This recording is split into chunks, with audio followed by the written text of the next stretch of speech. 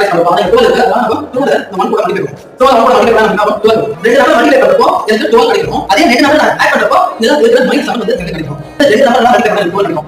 1 * 12 2 * 6 3 * 4 4 நான் மல்டிப்ளை பண்ணா 12 வரும். அதே 3 க்கு 4 வரும். ஆட் பண்ணா எனக்கு 7 வரும். ஓகே ஆனா இங்க இருக்கு -7 இருக்கு. அதனால நான் என்ன போறேன் -3 போறேன். இங்க -4 போறேன்.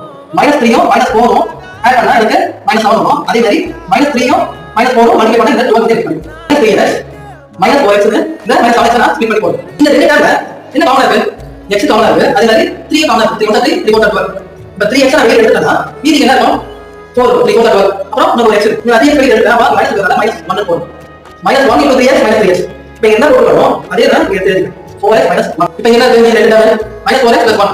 இப்போ இந்த இடத்துல -1 போட்டா இந்த -1 இவ்வளவு மல்டிப்ளை பண்ணா எனக்கு -4x கிடைச்சிரும். இந்த -1 -1 மல்டிப்ளை பண்ணா என்ன ஆகும்? +1 வரும். வெளிய இருக்கிற 3x யும் -1 சேர்த்து போடுறோம். 3x - 1 அடுத்து 4x - 1